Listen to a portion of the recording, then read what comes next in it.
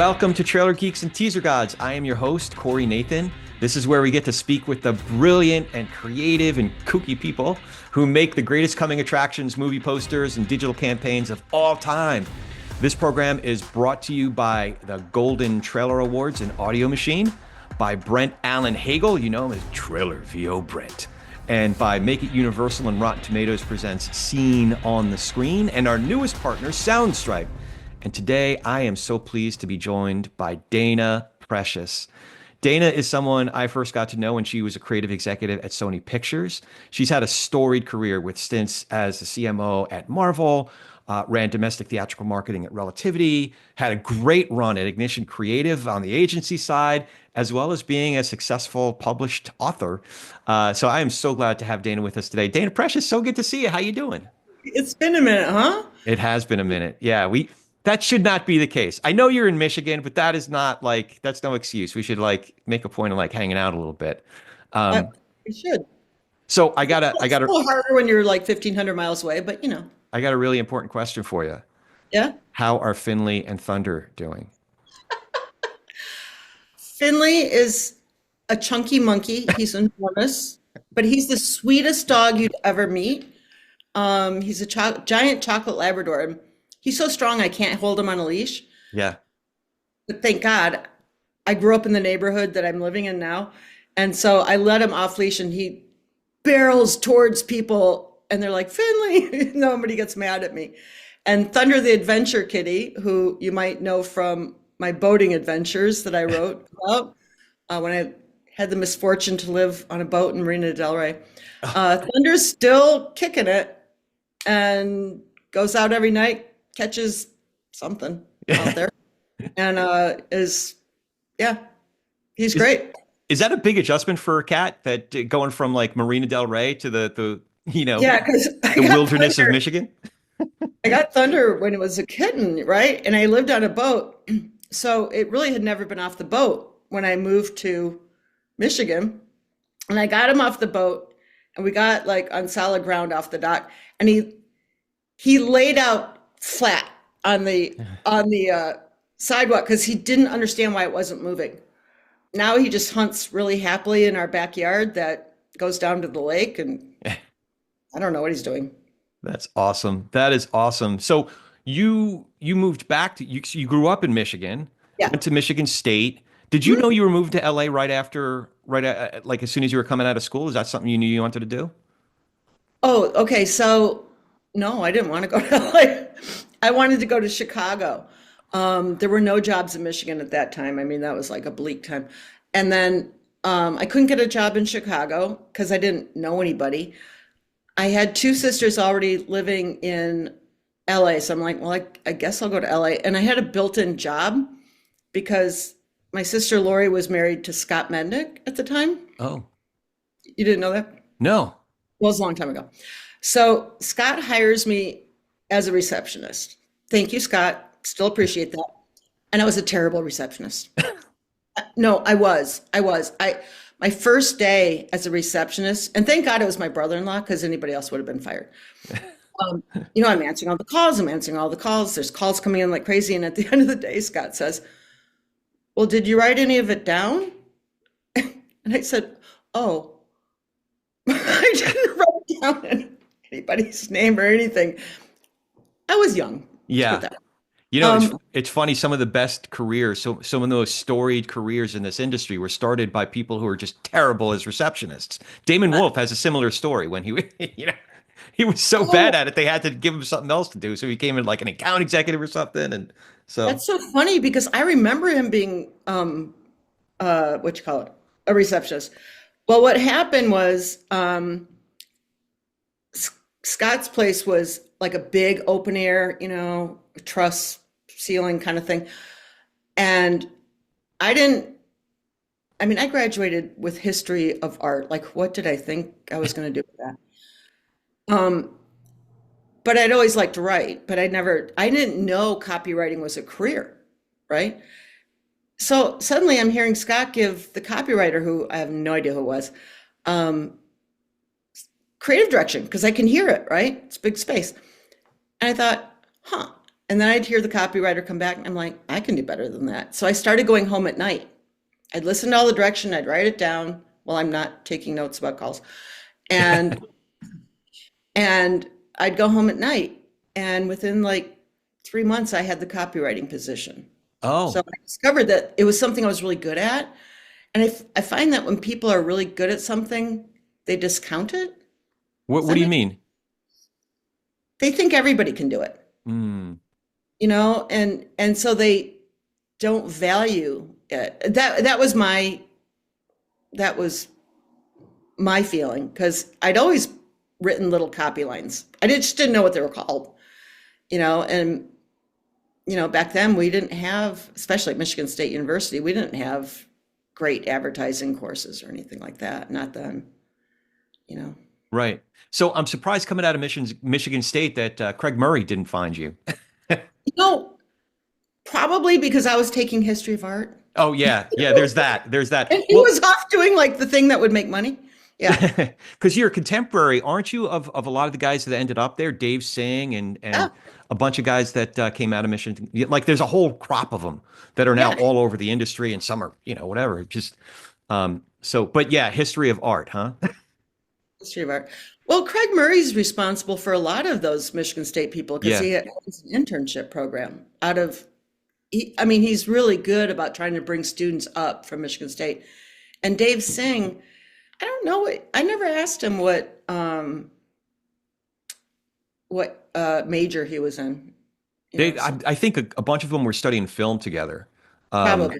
yeah, and they were all pretty close. I remember a few of these stories. But so so that was your first gig, but you worked for Seiniger early on, right? He did.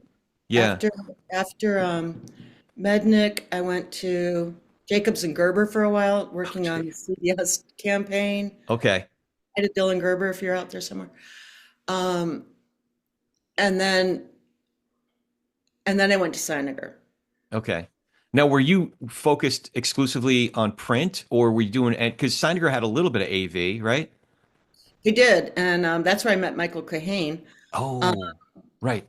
I was working on forget NBC TV, ad promos Yeah. and the Fox print account. Yeah. Okay.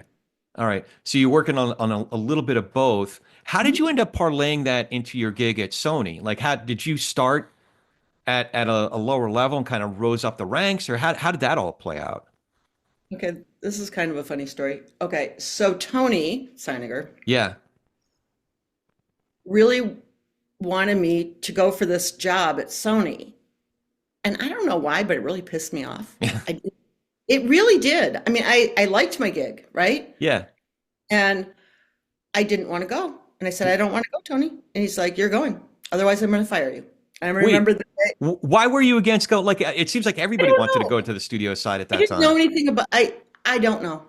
I think I just got pissed off that he told me that I had to do it, you know?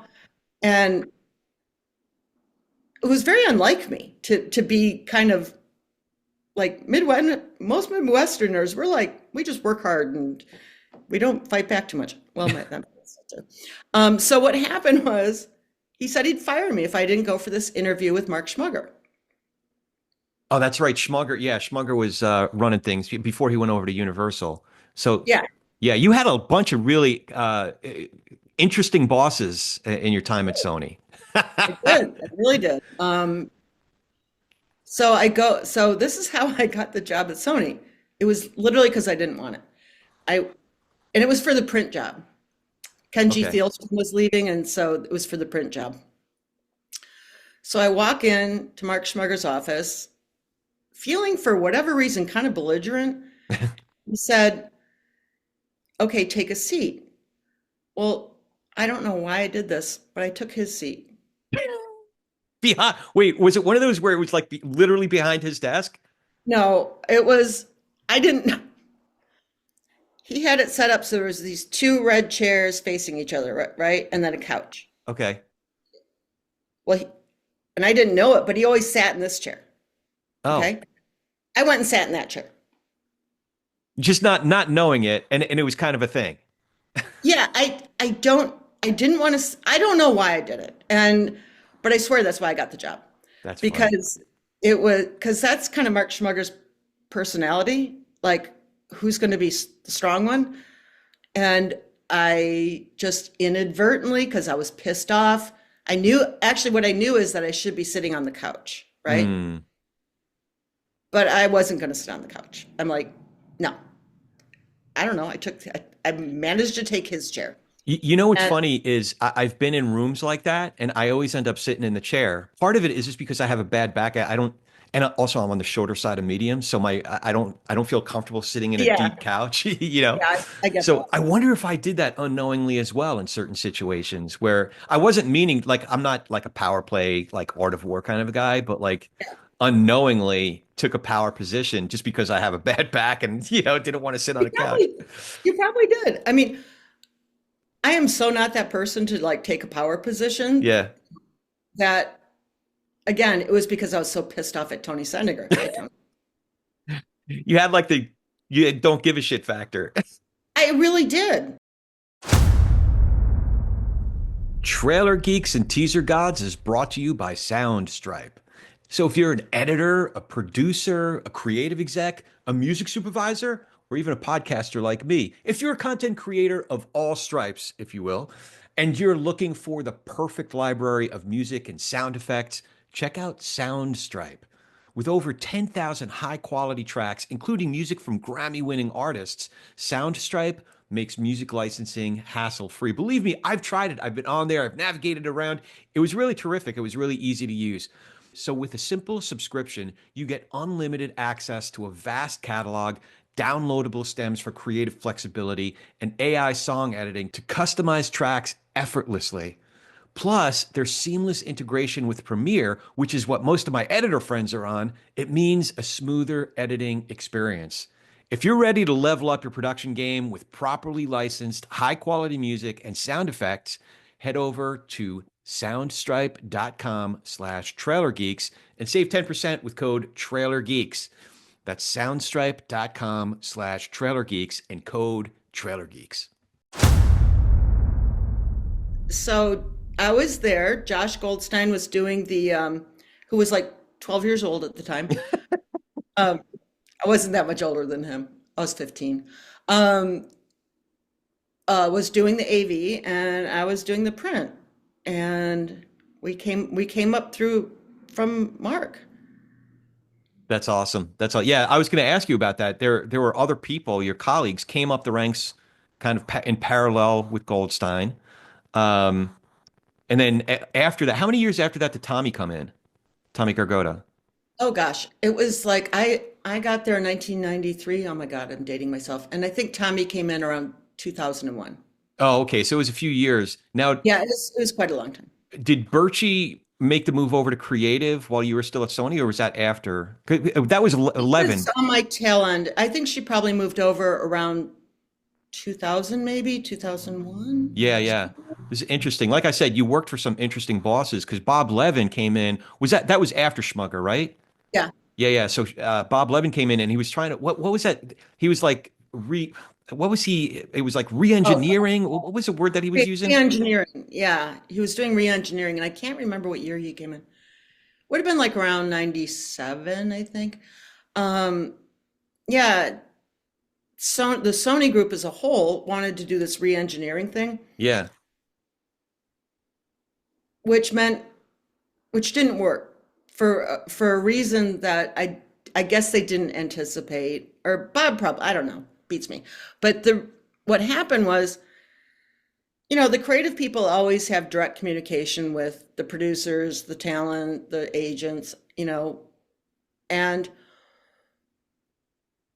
because re-engineering, they kind of put us into groups so that there was like a lead for the group who was not a creative, was more like a marketing strategy person, but the thing is, the producers and the talent and the directors and all that, they didn't want to talk to this person who wasn't a creative person, right? Or that they didn't know for a yeah. long time.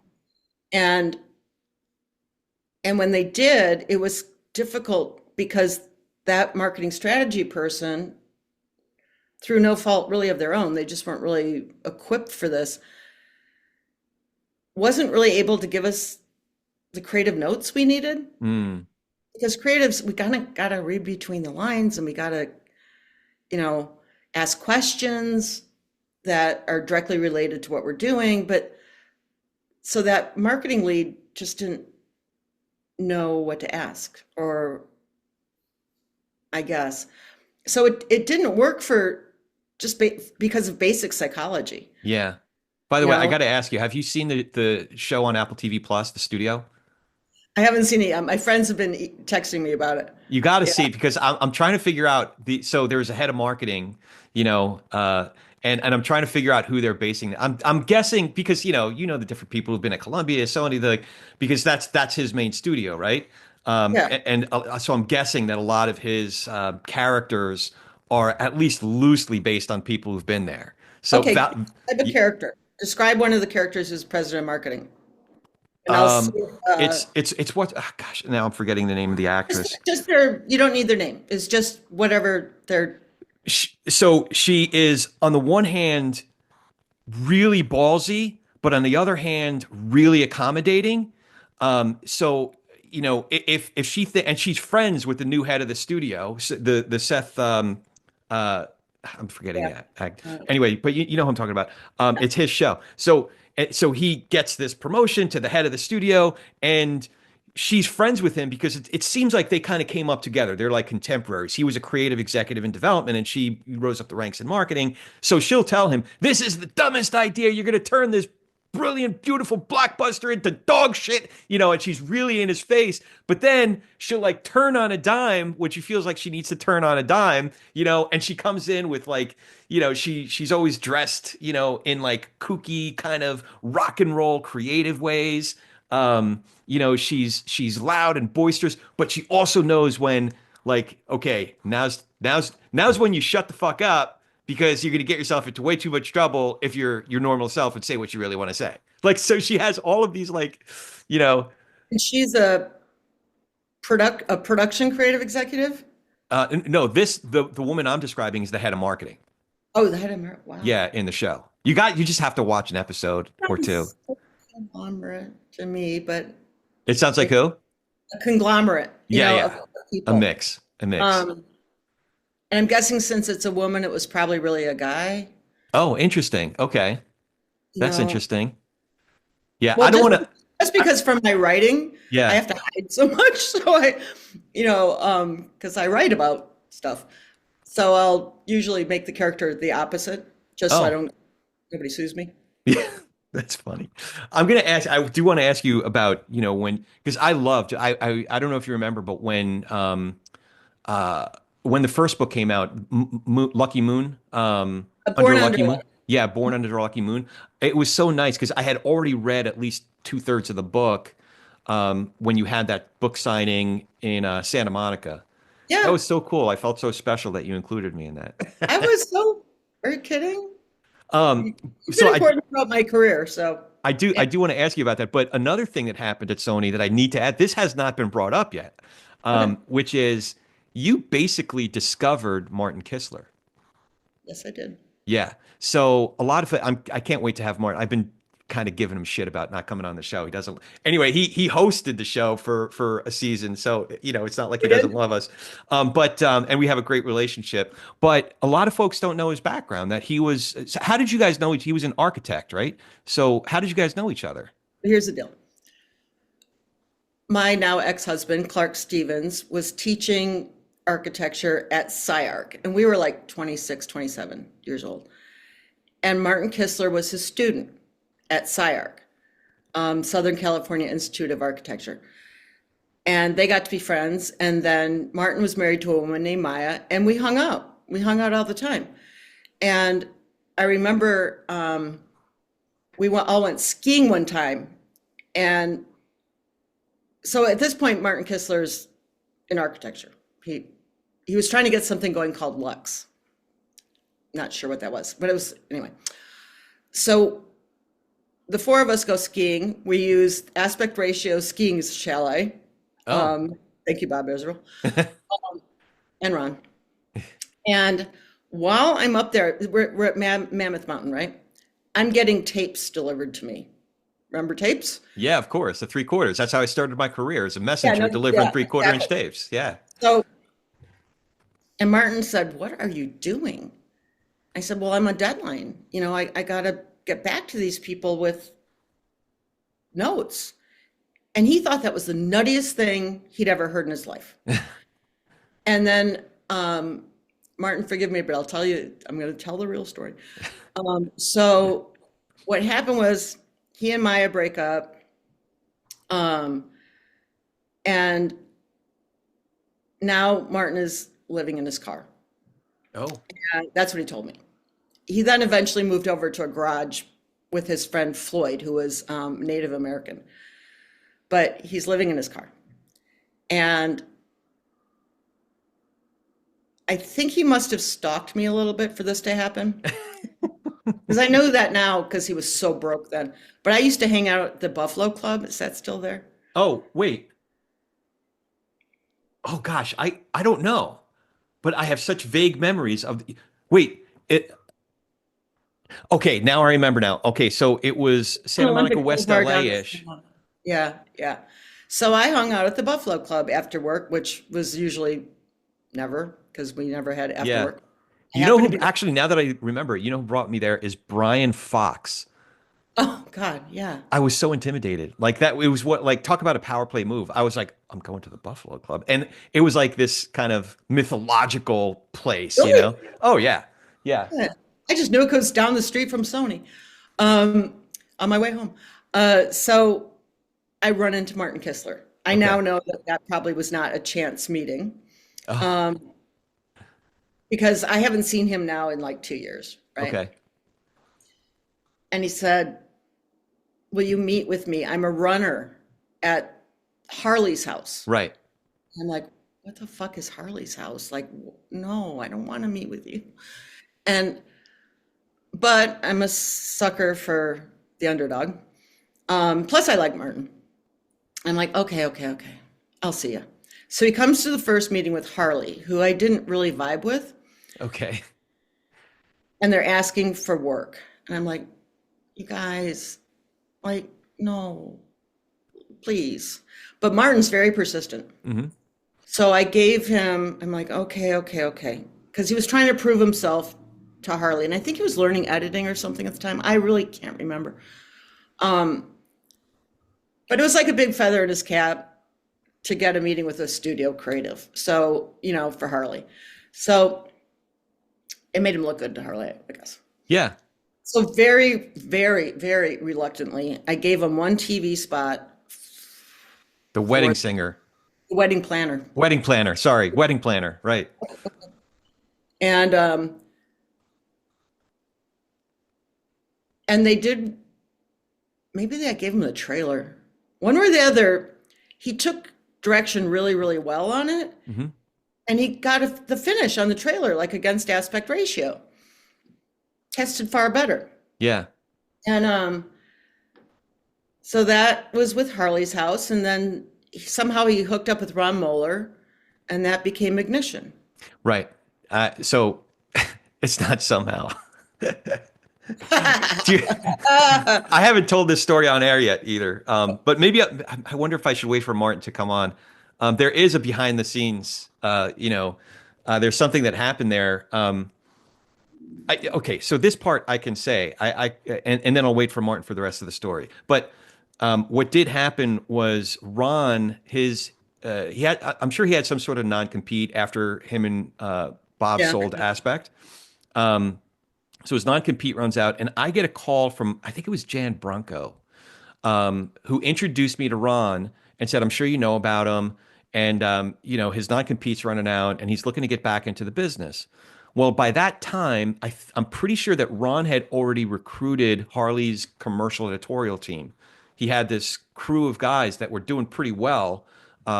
They had some like Marcus Nispel, commercial directors. They were doing a lot of Yeah. toy fare for Mattel. They were doing some, but then the whole commercial team up and left, and that Ron put them in business, Union Editorial. So Yeah. Ron and Harley were already at odds. But I had a conversation with Ron and I had a conversation with Harley separately. And I said, you're going to think this is a crazy idea, but I think you guys should talk to each other because I knew Harley was looking to the trailer division was really catching on between Martin, who obviously, not only had a knack for it, an eye, a different perspective than a lot of like people who grew up in the trailer business had, but he had a work ethic like nobody else. So Yeah. he was doing great. They had recruited over some other up and comers. Doug Brandt was starting there, Alex Oh, yeah. Pitchka. There were so many people, and a lot of it were, a lot of their first shots was stuff that they were getting from you. Well, and what happened, if I may, Yeah, when you're showing these reels at meetings, they have their slate, right? yeah, I remember Josh Goldstein saying, "Who's Ignition?" And I right, said, "Here's the number." right, And then Josh Greenstein, who was just a newbie, like basically just coming out of being an intern for Miramax, yeah. called me and said, "Who should I work with?" So Martin Kistler, you can really thank me for all this because Josh Goldstein and Josh Greenstein went to you because I might say so. So there. Yeah, yeah, there you go. And Goldstein did a lot of great work. Jamie Bradshaw, when he was there, he Oh, was an sure. editor at the time. Yep. So they did some really cool stuff. And yeah, you're right. When Jamie now. Greenstein was running Dimension before he ever got to Paramount.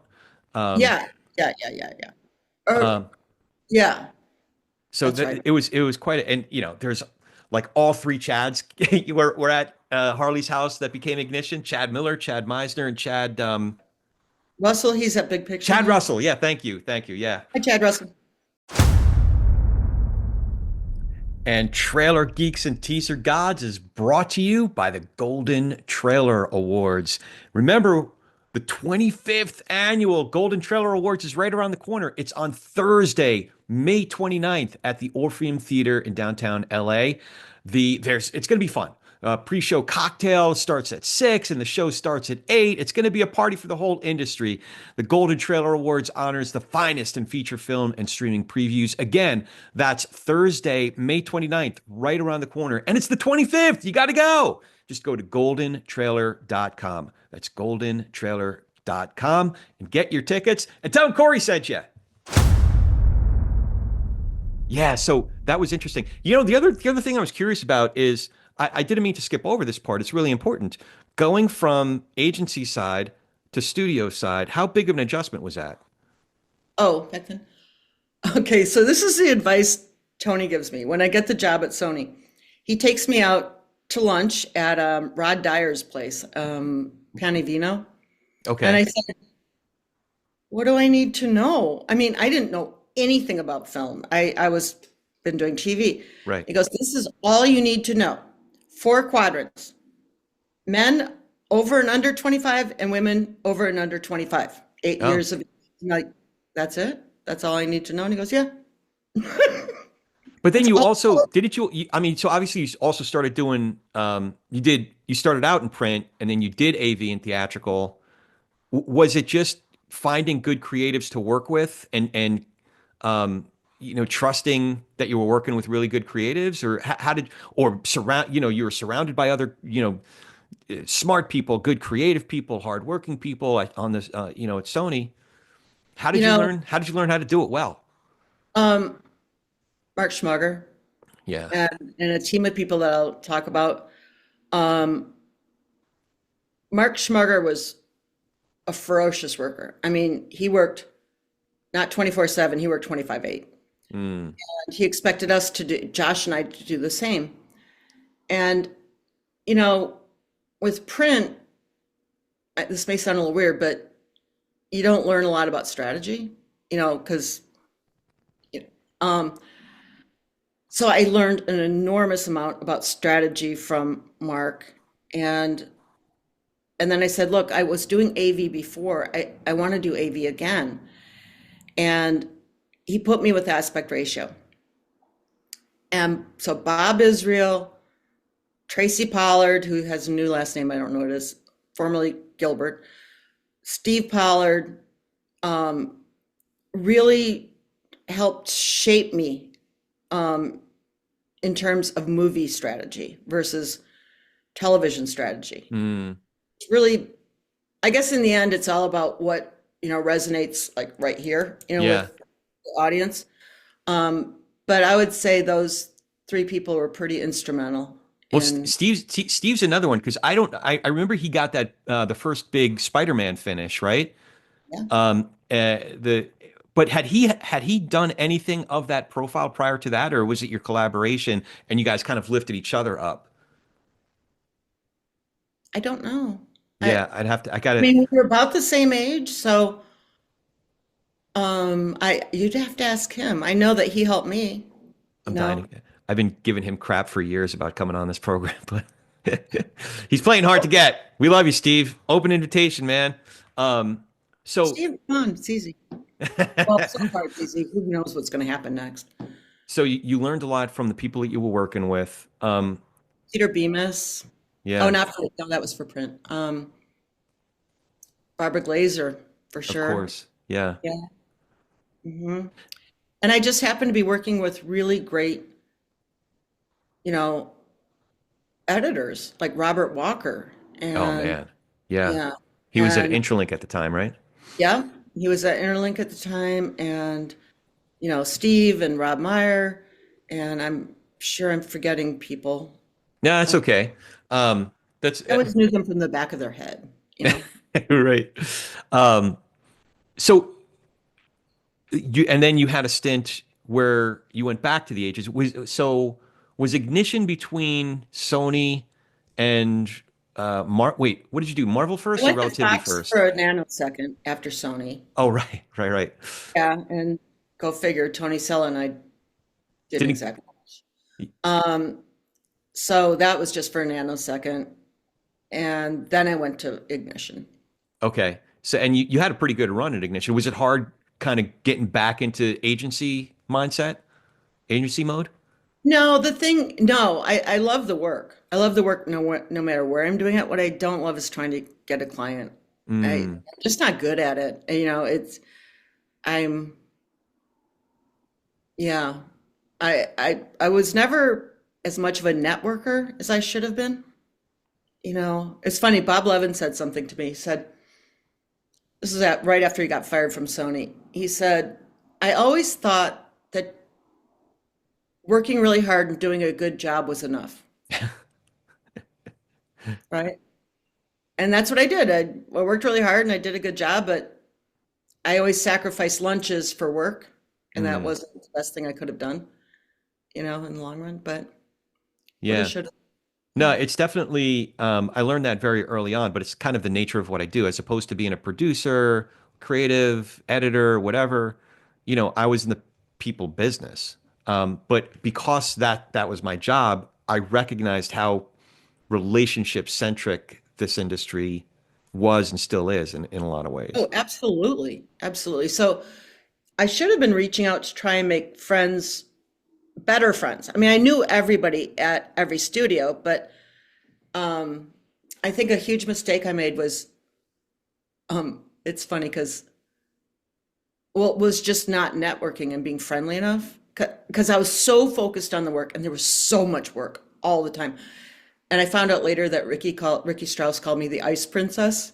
And I thought, and that was really interesting because I think Christine told me that. I'm not sure who told Mm, me. But in now so many years on, looking back, I'm like, I really was. I was pretty cool. I was so focused on the work. I didn't um, expand my business relationships into friendships. mm. Make Yeah. sense? No, it makes a lot of sense because the few times that I've been in the room, whether it's on the agency side or the studios, a friend who's at a studio, and there's a call about a trailer or piece or whatever. I can tell that a lot of those calls are just friends talking. Now there's work to be done. They need to notes to be given, direction to take, or what. So there's work to do. But I could tell it's people who feel very comfortable with each other in a personal way. Right. So a lot of the work is sort of an extension of that relationship. That's my observation. I think that's true. And I think the other thing is it's easiest to go to somebody that you have a creative dialogue with, like a creative simpatico. Yeah. They already know what you are going to mean. You don't have to like spell it all out. Somebody who was great at this was David Stern. He would call me every morning on my way to work, almost every morning, just to chat, you know, and he knew it was like the one time I'd actually answer the phone because I That's just, funny. yeah, I mean, I don't know how other studios operated, but I know that Sony, because Josh and I were trained in a particular way, we were used to working day and night. And I Mm, think it was really mean of us now. Well, me, I won't speak for Josh. Um, but I think at the time we just really didn't have any choice. There were so many movies and so many deadlines. And, you know, I remember working with Adrian Carter Sansbury. Adrian Sainsbury and Carter. Yeah. Yeah. I said it backwards, sorry. Um, on Black Hawk Down, and he would leave.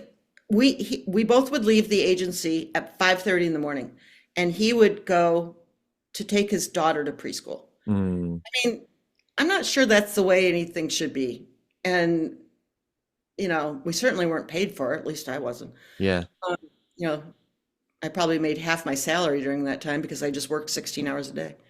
Man, Yeah, it it's was. crazy. But it was. You know what? I think it takes a certain kind of person to do that job. You got to like the adrenaline, Yeah. you got to like the pressure, and you got to be fluid. Like when those research scores come in and they're not good and you got to ship tomorrow, Yeah. it kind of is what it is. But I loved it. I loved that job. One of the coolest things about doing this program is I get to collaborate with friends of mine, not just friends, but friends who are the best at what they do, like my pal Brent Allen Hagel, Trailer VO Brent. Brent, how you doing, man? Wonderful, Corey. And I think, critics and audiences would agree to that. So, do Trailer VO guys always talk that way, or do you ever break character? Would never break character. Cocktail parties, they say, hey, can you do the voice thing for us while they all drink a beer? Do you do the voice thing while you're drinking a beer? I've never tried. I could probably win an award for that. Oh, see, you're already breaking character, man. If we go on too long, you're going to start sounding like Gilbert Gottfried or something. It'll be like this. Hey, yeah, it was the podcast that did it to me. Even. All right. So before we hit it, we get back to the show. How can folks find you? BrentAllenHagel.com, Brent, Allen, Hagel, Hagel.com on the interwebs and social media at Trailer VO Brent on social media. It's a great follow. Thanks, Brent, and thanks for helping out. And now back to our show.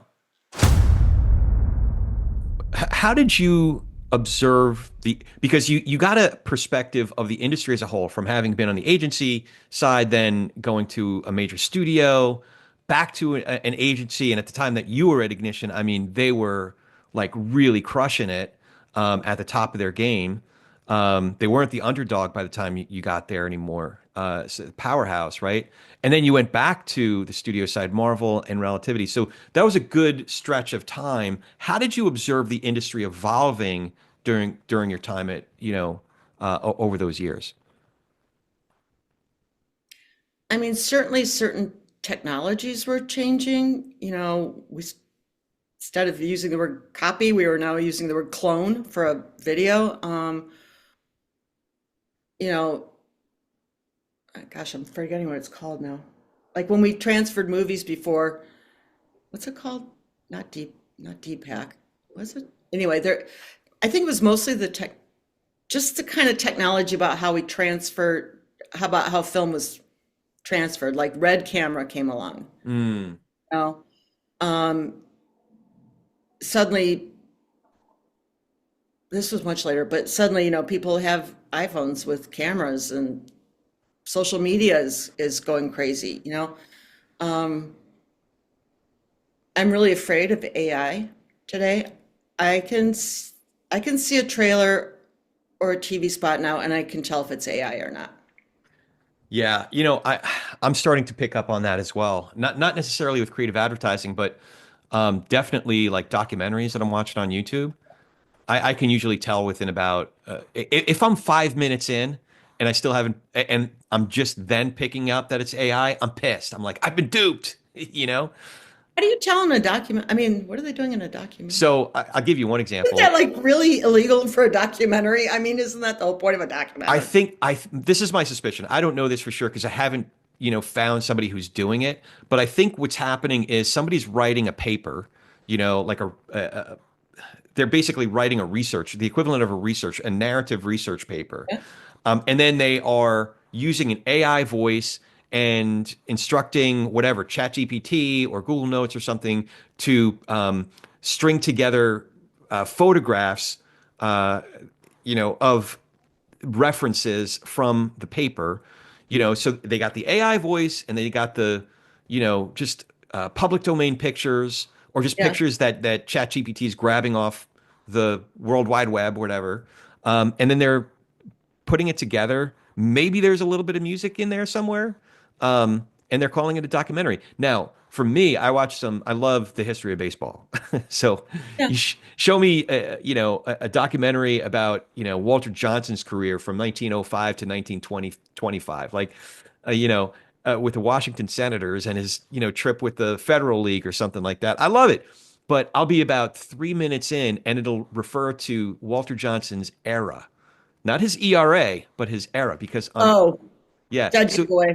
there's little things that you pick up on, and I'm sure in all disciplines there are these little giveaway that you could pick up on it. But that's when I start picking up on it, or You just know, sometimes like there's something inhuman about it that is even more like somebody's pattern of breathing.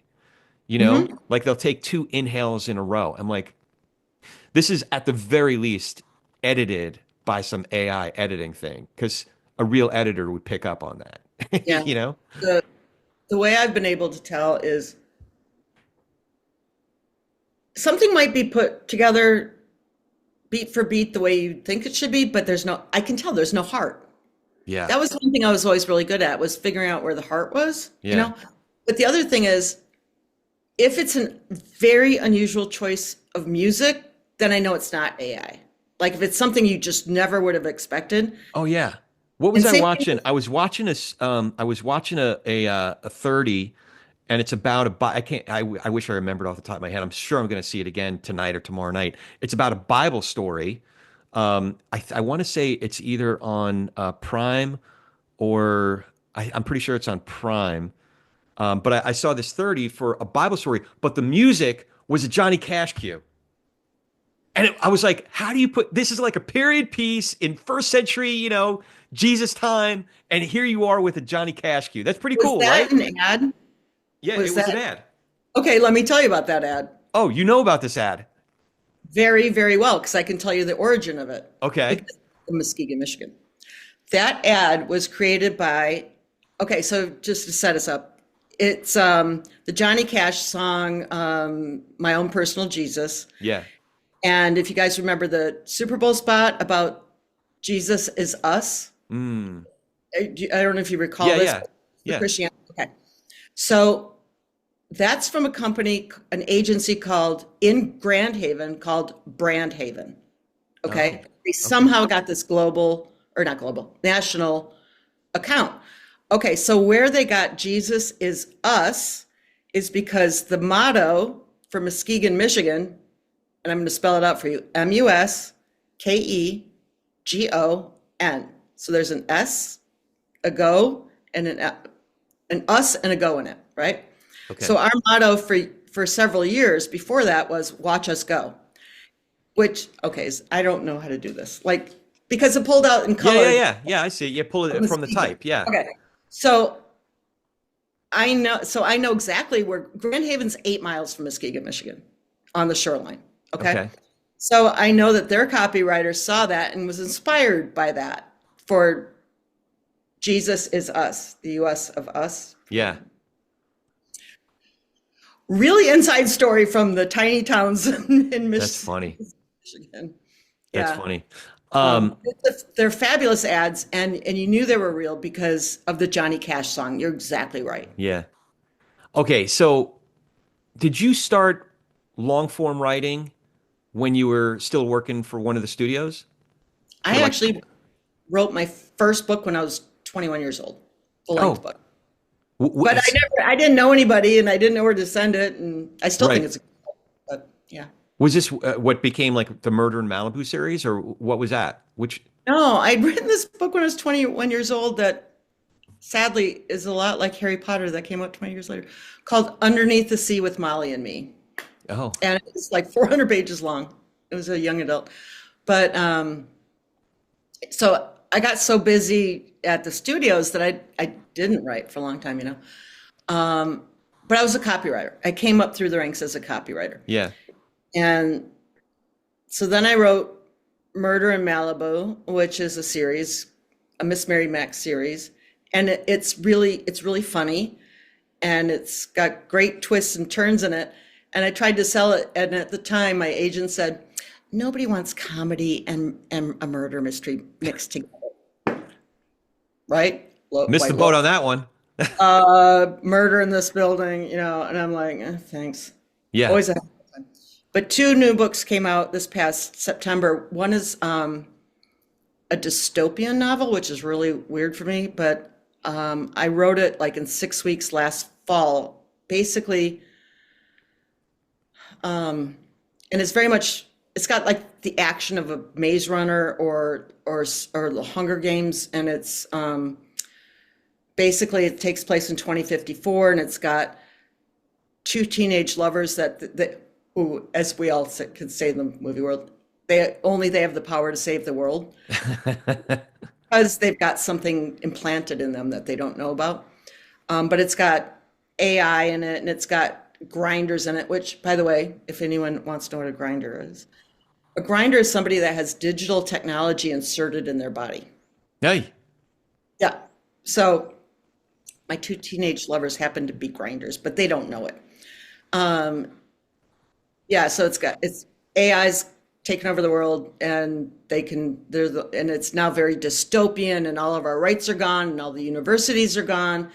I even have a Liberation Day in there, which I wrote way before Trump said, let's do Liberation Day. But in mine, people die. And then the other book is, it's called The State Sanctioned Free Thought Bookstore. And anybody who's a copywriter will go, that's really long and clunky. And I said, yes, but it's sticky. And Steve Erickson, who's a really famous within his own circles because he's a sci-fi writer, gave it a terrific review. Oh, that's great. Yeah, and he said it's a kick-ass something that's a parable for our time. Because I was kind of projecting forward what would unfold if certain things happen now. So it's not about Trump. It's not. Just a note about long titles. So our biggest show is called Talking Politics and Religion Without Killing Each Other. And being around people like you, so many of our friends have like renamed movies because the title just wasn't working or whatever. I know that's such a long title. I've been wanting, I had a thought to change it from very early on to like a 2-word title. But every time I get close to changing it, I get it. And it literally happened this week. A writer named E.J. Dionne, who writes for the Washington Post. He got back to me. He said, "Oh, and by the way, I love your title." Or Bishop Marion Edgar Buddy. She said the same thing. She was getting thousands of inquiries after she did the invocation at the day after inauguration, where she addressed Trump directly. And she said one of the reasons that she got back to me was because she loved the title. So that's awesome. Yeah. See, I've done a million movie retitles, right? And I think one of the best movie titles is Everything Everywhere All at Once. Yeah. Because I never would have come up with that. I know I wouldn't have. Yeah. And it's the longest one was that Western dark Billy the Kid, the the one I'm talking about, or maybe no, Jesse James, the one with the Jesse James one where killed by that no good scoundrel something or other. It's a super long title, right? Too long ago, I can't remember. Yeah, that's okay. I know what you're talking about, because anyone who does brand strategy would know your brand needs to remain consistent, right? Yeah, I'm a brand strategy expert. I have a chick lit book that's been compared to Yaya Sisterhood. I have a comedic murder mystery. I have a psychic romance and a dystopian book. And the other day, totally wrong thing to do for a brand, right? You're supposed to Yeah. like the same in the same genre, right? Right. So I totally fucked myself. But um somebody said the other day, well, why, like a friend of mine, like why do you write all these different genres? And I said, well, I think it's because coming up as a copywriter, in the morning I'd be working on a rom-com, at noon I'd be working on a drama, mid-afternoon I'd be working on a horror film, Right. and in the evening I'd be working on a big event film. And and that continued when I got to the studio. And so I think I just have an idea and I just write. And so that's my short story about I pretty much have everything for everyone out there, A but it's not diversified helping me. I portfolio. need a Yeah. brand. Yeah. Yeah. So I have some fun questions for you. What was one of your favorite campaigns that you worked on, or you could, it doesn't have to just be one, but give me some highlights for you. Fun. There's fun and then there's pressure and adrenaline. I loved working on Spider-Man because Sam Raimi and Laura Ziskin were just so great. You Mm. know, they were wonderful. And, you know, it was fun because when Josh Goldstein had that campaign originally, right? Early on. And then he got elevated and I inherited it. And Josh was a fanboy, right? I didn't know Spider-Man from Batman. I wasn't, I read Archie comics growing up, whatever. Yeah. It was really fun because, well, oh, and at that point, Marvel was teetering on bankruptcy, right? Mm. Yeah, absolutely. And research showed that the only people who were interested in that movie really Yeah. early on, 7-year-old boys and 40-year-old men who frequented comic book stores. Yeah. And that's why I have a big hats off later, because I know you might ask me about it, to Josh for doing Barbie, because I bet he had the same research come in. The only people who were interested in Barbie were 7-year-old girls and their moms. You know, Interesting. Yeah. I've thought about that a lot because hopefully you'll get to ask me what I think about other campaigns. But I loved That's my working on, next question, by the way. Yeah. okay. I loved working on Spider-Man. We had, it was really sad. We had the idea of the Twin Towers, and the spider web, and Yeah. the most expensive teaser ever made at that time. It's $2 million. dollars. And that didn't include the print costs. And I remember Jeff Blake got so mad at me and Josh because we didn't know to include the print costs. Remember that time we had to make negatives and, you know, so it was the production alone was $2 million. dollars. Yeah. And Josh took a lot of heat for that. And I give him credit because he stood up to Jeff because it was like creatives never had to come up with print costs before. We thought that was something distribution did, you Mm. know? Yeah. And fortunately, well, for 6 weeks, it was a huge hit, but then, sadly, very sadly. Yeah. Wow. I forgot about that initial the initial teaser came out, and you had to change the whole thing. Yeah. Yeah. And during on that day, on that terrible 9/11 day, I remember me and the distribution team, we were calling everybody around the world trying to get those trailers down. So we're in shock. Yeah. Like everybody's in shock. And trying to get the trailers down, trying to get the posters down, and nobody was answering the phone because Mm. nobody was there. Yeah. Oh gosh. Yeah, I Um, remember that so clearly too. Um, I was working with I was still doing work in commercial editorial. And I don't know if you remember Larry Bridges from Redcar. He was a legendary commercial yeah, editor. yeah. Red car. Yeah, and he did some of the best, not only commercials, but music videos of all time. He did Thriller, Yeah. and he did the famous Michael Jackson Pepsi commercial. He's a legend. But Didn't he do he, Losing My Religion with REM with Tar Sim? Wasn't that Red car? I don't, I don't, so I got out of, not too long after that, I got out of it.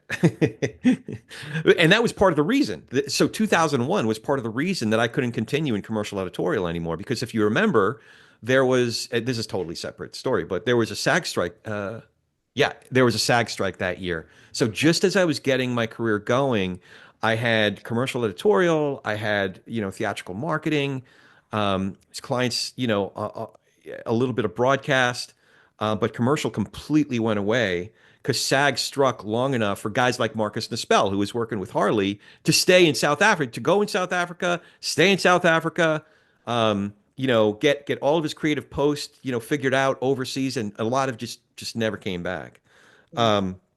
Anyway, that's a separate story. But I did want to ask you, so favorite campaigns or pieces of creative advertising that you didn't necessarily work on? Okay, that's pretty easy for me because I think there are two movies who had the most remarkable, brilliant marketing I could imagine. Okay. Oppenheimer with Dwight Caines as president of marketing, and Barbie with Josh Goldstein as Yeah. president. Those, okay, so for Oppenheimer, first, that's just a difficult subject to make wide, like really wide audience, like the 8 to 80 audience, really hard. And then they're opening in the middle of summer. To Mm. me, I was like, what are you doing? This is an Academy film. You should be opening like in November. So I watched the advertising really closely because I was like, mainly because I was so taken aback by the release date, right? Um, and then sure enough, I'm in Michigan, keep in mind. I'm hearing people talking about it. I'm not in LA and hearing people talk about it. I'm in a tiny town in Michigan and I'm hearing people talking about Oppenheimer. Yeah. And okay, this is kind of funny. Okay, so when this is where I get to apologize to Dwight Kane for something. Um, I'd been, I sent Dwight a congratulations because I was trying to send congratulations to both Josh and Dwight, but I misaddressed them. So I sent to Dwight congratulations on Barbie, and I sent Josh congratulations on Oppenheimer. And Dwight wrote back and he goes, "I did Oppenheimer." And I'm like, "Oh, that's really bad. It's probably a good thing I'm out of the business." Um, so, but I think the marketing of Oppenheimer was absolutely astounding. And then when you talk about Barbie, and I said, I'm willing to bet that the initial research was 7-year-old girls and their moms, want to go. Um, so I was kind of watching that campaign, and but I've been off living my life. I haven't been following, and all of a sudden everybody's talking about Barbie and Barbenheimer or whatever they call The it. Barbenheimer summer. Yeah.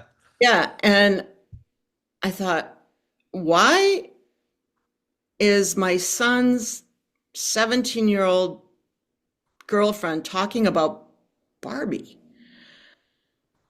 And then I started watching everything. I'm like, wow, you pulled that one off. You really pulled that one off. Yeah. That you got to the 8 to 80 audience, and I mean, the movie was good. There's no question. So was Oppenheimer, but the marketing behind those two movies, I think, was stellar, like Yeah. brilliant on both of them. Um, if you were talking to the 22-year-old version of yourself, or if you're talking to 20-nothing-year-olds today, what advice would you give you to enhance your chances of having a fulfilling career doing this work? It's funny because I don't need to talk about it. It's something I'm writing right now, which is how not to fuck up your career. And I'm talking to a lot of people just because there's such simple things that happen that totally fuck up your career. Like you take a left when you should have taken a right, you know? Yeah. So repeat your question. What was it again? If you're talking to a 22-year-old version of yourself, what advice would you give you on how to have a really fulfilling, enriching career in this business? Make friends, network, network in a sincere way, you Yeah. know, sincere, like, how's your kid doing, kind of way, like, and you really care. Um, I mean, I did a lot of things wrong, um, because I had developed an ego and some entitlement, right? I would say surround yourself with people who are giving you really good advice and don't have their own agendas. Mm. How do you do that though? Because it seems like everybody's got their own agenda. Listen, not everybody. I know that for sure. I can testify to, I could probably name you 20 people off the top of my head right now. But how do you, I will say this, that I've known certain people for 10 years only to realize that they did have their own agenda, that they were playing me like a fucking fiddle the Yeah, whole time. yeah. How do you figure that out? If you're really lucky, you have people who are advising you that you've known your whole life. Like, and I don't know how Sid Ganis advised Josh or not. I know nothing about that, but there was somebody in the movie industry that could warn you about pitfalls, Mm, and because I knew Josh knew Sid from his parents or something. I yeah. don't. So I think he felt like he could. I don't know. I don't know anything about that relationship, but it's really hard. I had people that I really trusted, and they were playing me like a fiddle, you know. Mm, And now that I've been out of it for several years, it's interesting because I have about four people I could really call friends, like real friends, you're you doing know. pretty well though. I mean, that's Yeah, right. if you have, one or two people, that you can call real friends. Now, I've been blessed because I have three best friends from childhood that I'm still in almost daily touch with, between, because now it's a lot easier than, 15, 20 years ago. We're texting each other all the time and, but they're real friends, and in the industry too. I've shared this before. I won't say who it is because I haven't asked their permission. But like when I was kind of in the depths of one of the worst, like mental health, I've talked about this before. But I had a couple different people who, whether they knew it or not, they intuitively sensed something was going on. But like at least once a week, um, I couldn't call it a tool in my mental health toolbox because it wasn't something that I put there or used. It was just something that I was blessed with. And that was a couple different people would call me almost on a weekly basis, like, hey, we're going out for lunch. I'm like, oh, okay, we're going out for lunch. you know? I And understand that. I do. The yeah, the depression, the mental issues. Because losing a big job like that, those big jobs, that was tough. yeah, That was, and there's not a lot of those jobs, going around. yeah. Especially once you get to a certain point, once you're running fucking marketing, for Marvel, you know? Yeah, and I actually would have been thrilled to do what Joel Wayne did, which was just stay right there. Stay right in the creative advertising lane and don't try to rise up. Um, I'd I'd go in for job interviews with people I'd known forever, and they were very nice to me to give me a job interview. But at the end of it, they'd say, I'm not going to hire you for senior or vice president of creative advertising because you can do my job. Mm. They Or don't you've they don't done want to that. hire themselves out of a job. That's Yeah, and that's interesting. just the truth. I mean, who would? And again, because I didn't groom a network, I called them godfathers, Yeah. like they're godmothers too. People that will support you, Yeah. help you get your next job. People say that about Barbara. Barbara has taken so many people under her wing to this Hmm. day. Hmm. There's a lot of people like that. But Yeah, yeah, yeah. Do you Julie have any Berg. questions for me? No, Robert Himes says hi. Um, He was one of the very first people I met because yeah, when I first started, um, I didn't know what to do.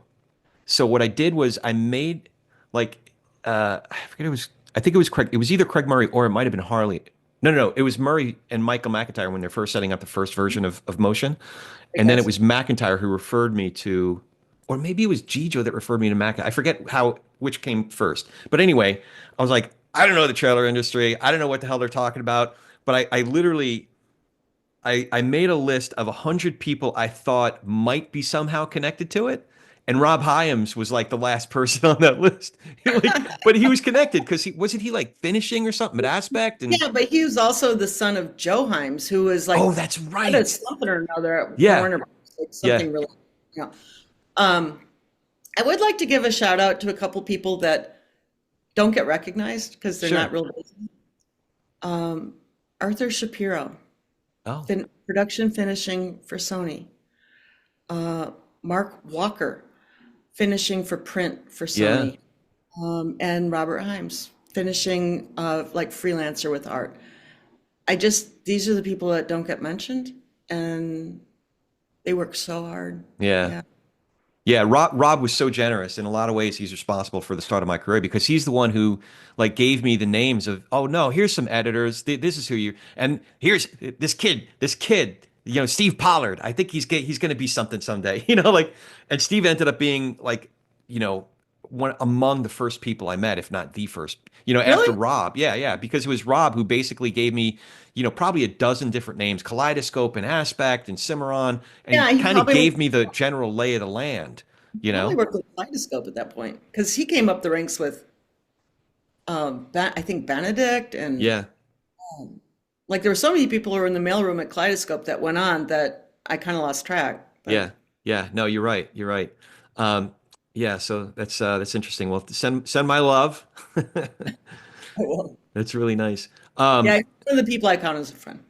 How can folks find your books when they're coming out? I know it's on Amazon. Just look up Dana Precious on Amazon, or is there another You way? can look up Dana Precious on Amazon, or you can go to danapreciouswrites.com and DanaPreciousWrites.com. Okay, I'm writing this down. WRITES. Precious. So I'm gonna put that in the show notes. Oh, thank you. Rights.com. And this was really nice talking to you. It's nice catching up with you. You know what? This was such a pleasure. Yeah, Thank you. thanks for doing this. I'm really grateful. And you'll be the first person I call if I make a trip up to Michigan. Oh, please do. That's awesome. All right, thanks again. And as always, please rate us and review us and do all the things wherever you get your podcasts. It really does help us in the rankings so more folks can learn about this wonderful industry. Follow us on all the socials. I am at Corey S. Nathan. That's Corey. S is in Sam, Nathan, at Corey S. Nathan, and all the socials. And check out our awesome sponsors too, the Golden Trailer Awards and Audio Machine. Also brought to you by Brent Allen Hagel, Trailer VO Brent. Our newest sponsor, Soundstripe.